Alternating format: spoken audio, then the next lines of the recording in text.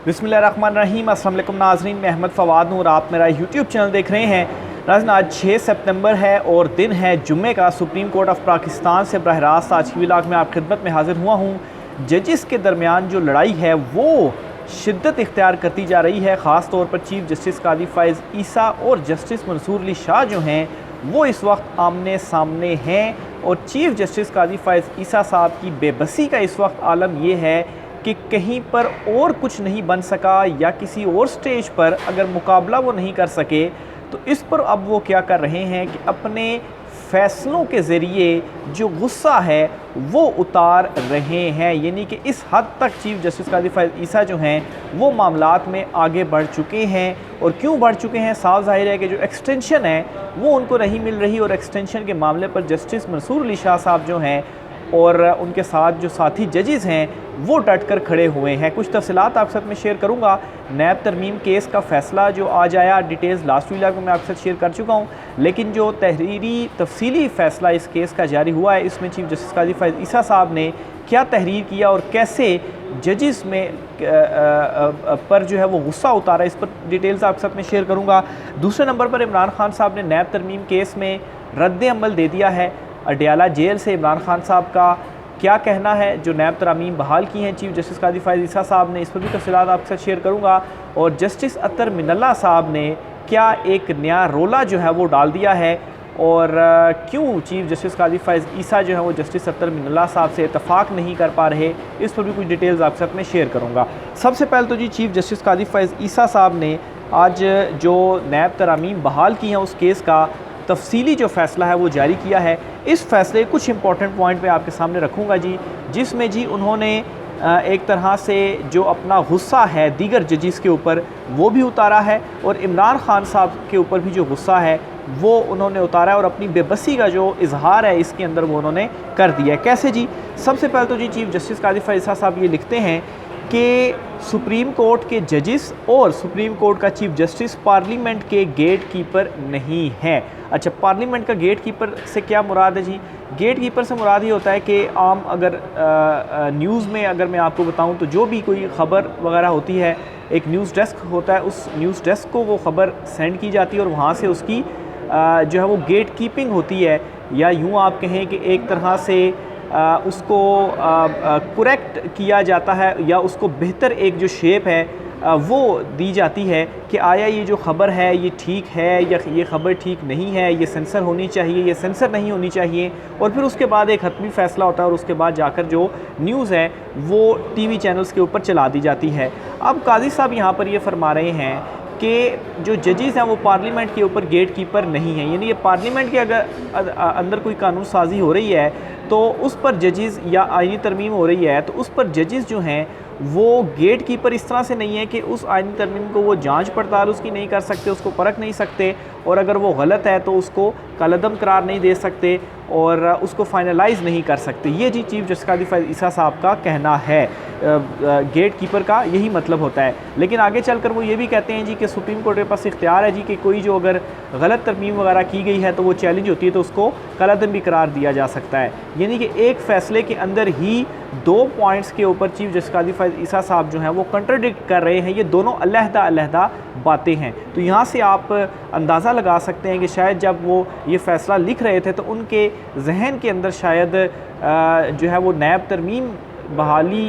या नैब तरामीम जो की गई थी इतनी ज़्यादा उसके ऊपर उनका फ़ोकस नहीं था, बल्कि उनका दीगर चीज़ों के ऊपर फ़ोकस था कि शायद जो एक्सटेंशन मुझे नहीं दी गई तो मैं अपना जो गुस्सा है वो किस तरीके से निकालूं। फिर जी चीफ़ जस्टिस कादी फ़ाइज़ ईसा साहब लिखते हैं कि सुप्रीम कोर्ट का जो फ़ैसला है वो आइन के मुताबिक नहीं है। कौन सा फ़ैसला जी? जिसमें पार्लियामेंट ने जो तरमीम की थी उस तरमीम को कलअदम करार दिया था सुप्रीम कोर्ट ऑफ पाकिस्तान ने, और ये जो तरमीम थी सबको मालूम है कि NRO 2 दिया था हुकूमत ने ख़ुद को, उस वक्त की जो PDM की हुकूमत थी। तो काजी साहब ये कहते हैं कि ये आइन के मुताबिक ही नहीं है। यानी कि जो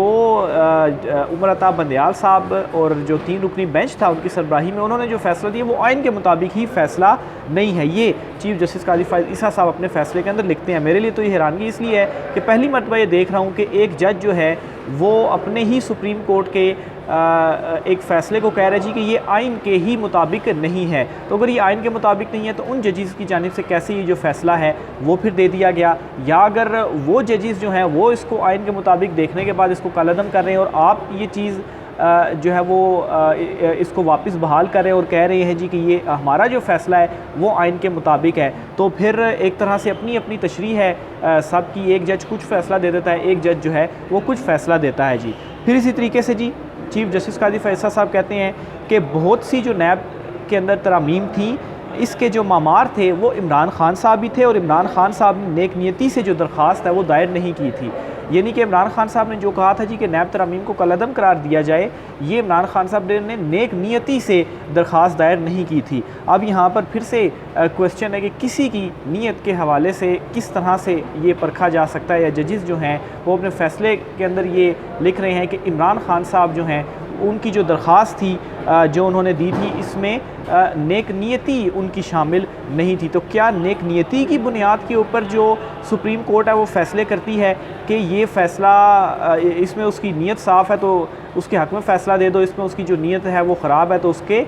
ख़िलाफ़ फ़ैसला दे दो। जो फ़ैसले होते हैं वो तो आइन और कानून के मुताबिक दिए जाते हैं, उसमें ये नहीं होता कि किसी की नीयत इस तरह है तो ये फ़ैसला इस तरीके से दे दो, और किसी की नीयत को किस तरह से कोई जो शख्स है वो जांच सकता है। लेकिन मेरे ख़्याल से इसमें तरमीम केस के अंदर कहीं ना कहीं शायद इमरान खान साहब को पिन पॉइंट करना था और हिट करना था, काजी साहब ने अपने गुस्से का इज़हार करना था, तो उन्होंने ये तक इसमें जो है चीज़ों को इस तरफ मोड़ कर वो ले गए और कहा जी कि इमरान खान साहब की नीयत साफ़ नहीं थी।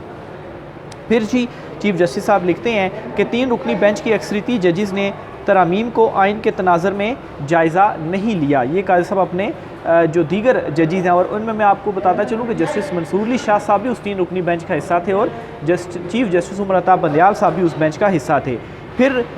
लिखते हैं जी कि कानून को जजेस का अपने क्राइटेरिया से परखने की आइन जो है वो इजाज़त नहीं देता। यानी कि कोई भी अगर कानून बन रहा है या पार्लियामेंट से पास हुआ तो जजेस अपने क्राइटेरिया के मुताबिक उसको परख नहीं सकते। यानी कि काजी साहब तरामीम को बहाल करने के बाद ये कह रहे हैं कि जिन जजेस ने इसे कालअदम करार दिया उन्होंने अपने क्राइटेरिया के बाद जो इसको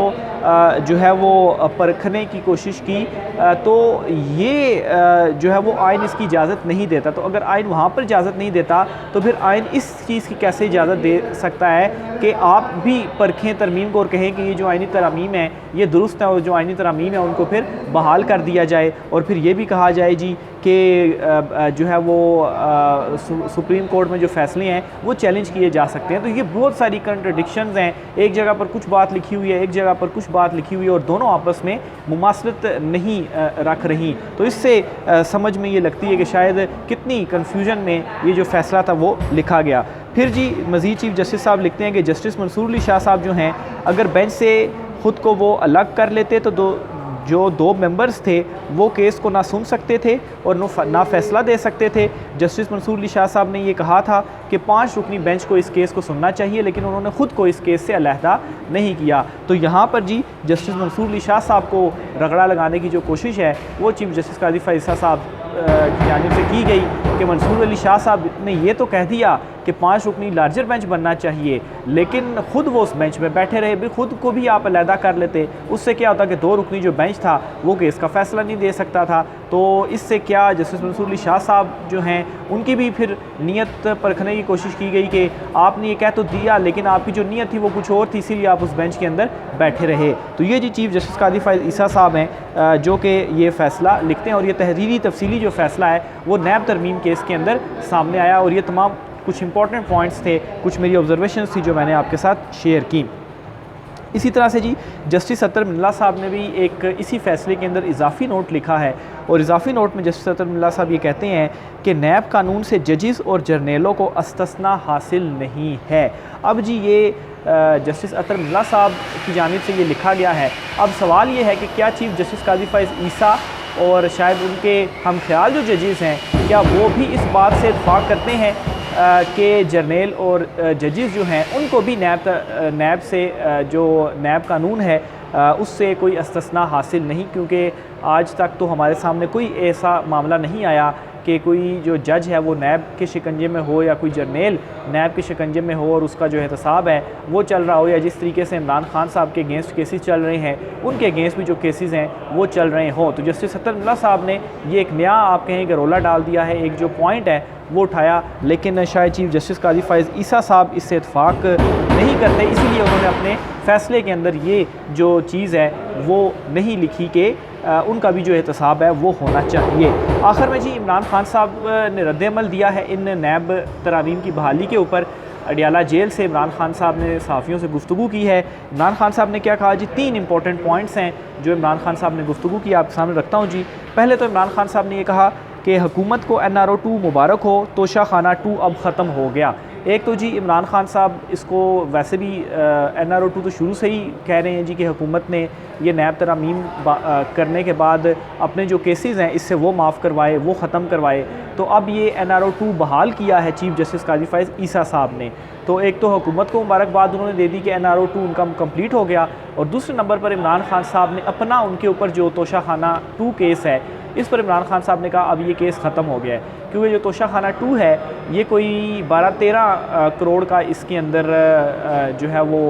मामला है, और नैब तरामीम जो की गई हैं उनमें ये चीज़ लिखी गई कि कि जो नैब है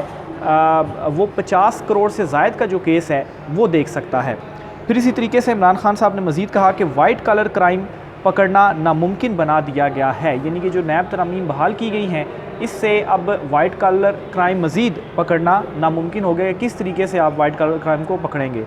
फिर इमरान खान साहब की जानिब से ये भी कहा गया कि गंडापुर के साथ खड़ा हूँ और इसे कमज़ोर ना करें। अली अमीन गंडापुर के हवाले से काफ़ी ज़्यादा पिछले दिनों भी जो प्रोपेगेंडा था वो हुआ, और इवन के पार्टी जो रहनुमा हैं उनके ऊपर तनकीद कर रहे हैं। तो इस पर इमरान खान साहब ने ये पॉइंट क्लियर किया कि अली अमीन गंडापुर के साथ मैं आज भी खड़ा हूँ, उसे मैंने ही वज़ीर आला बनाया है, तो उसके ऊपर तनकीद करके अली अमीन गंडापुर को कमज़ोर जो है वो ना किया जाए। तो ये इमरान खान साहब का रद्द-ए-अमल था, कुछ गुफ्तगू इमरान खान साहब ने अडियाला जेल से की। राय का इज़हार कीजिएगा। आज के व्लॉग से इतना ही, इजाज़त दीजिए, अल्लाह हाफ़िज़।